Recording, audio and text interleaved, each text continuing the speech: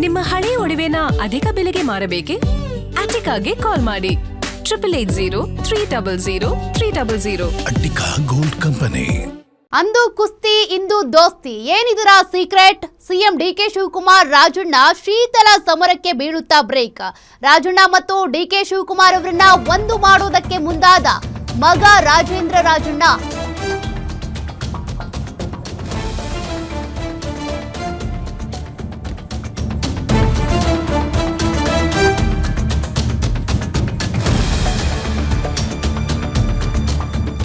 ಅವತ್ತು ಮುನಿಸಿತ್ತು, ಹಾಗಾದ್ರೆ ಈಗ ಆ ಮುನಿಸಿಗೆ ಬ್ರೇಕ್ ಬಿತ್ತ, ಮುಲಾಮ್ ಹಚ್ಚುವಂತ ಕೆಲಸ ಆಯ್ತಾ?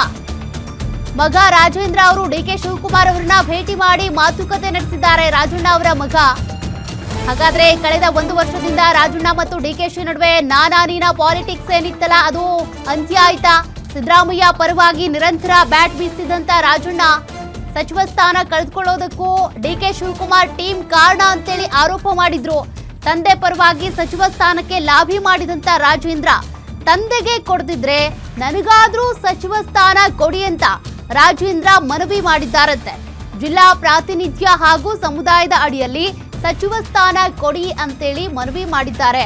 ಸಿಎಂ ಭೇಟಿಯ ಬಳಿಕ ಸಚಿವ ಸ್ಥಾನಕ್ಕೆ ಮನವಿ ಮಾಡಿದಂತ ರಾಜೇಂದ್ರ ಕೆಎನ್ ರಾಜಣ್ಣ ಅವರ ಪುತ್ರ ರಾಜೇಂದ್ರ ಅವರು ಡಿಕೆ ಶಿವಕುಮಾರ್ ಅವರನ್ನ ಭೇಟಿಯಾಗಿದ್ರು. ಆ ಭೇಟಿಯ ಸಂದರ್ಭದಲ್ಲಿ ತಂದೆಯವರಿಗಾದ್ರೂ ಸಚಿವ ಸ್ಥಾನವನ್ನ ಕೊಡಿ, ಇಲ್ಲ ಅಂದ್ರೆ ಜಿಲ್ಲೆಯ ಪ್ರಾತಿನಿಧ್ಯ ವಹಿಸ್ಕೊಳ್ಳೋದಕ್ಕೆ ನನಗಾದ್ರೂ ಸಚಿವ ಸ್ಥಾನವನ್ನ ಕೊಡಿ ಅಂತ ಮನವಿ ಮಾಡಿದ್ದಾರಂತೆ. ಅಲ್ಲಿಗೆ ಡಿಕೆ ಶಿವಕುಮಾರ್ ಅವರ ಮೇಲೆ ಕೆಎನ್ ರಾಜಣ್ಣ ಆಗ್ಲಿ ರಾಜೇಂದ್ರ ಆಗ್ಲಿ ಹಿಂದೆ ಏನ್ ಆರೋಪ ಮಾಡ್ತಾ ಇದ್ರಲ್ಲ ಅದೆಲ್ಲವನ್ನು ಬಿಟ್ಟು ಮುನಿಸನ್ನ ಮರೆತು ಹಾಗಾದ್ರೆ ತಮ್ಮ ಸಚಿವ ಸಂಪುಟದಲ್ಲಿ ಡಿಕೆ ಶಿವಕುಮಾರ್ ಅವರು ರಾಜೇಂದ್ರ ಅವರಿಗೆ ಅಥವಾ ಕೆಎನ್ ರಾಜಣ್ಣ ಅವರಿಗೆ ಅವಕಾಶ ಮಾಡಿಕೊಡ್ತಾರಾ? ಆ ಪ್ರಶ್ನೆ ಈಗ ಕಾಡ್ತಾ ಇದೆ.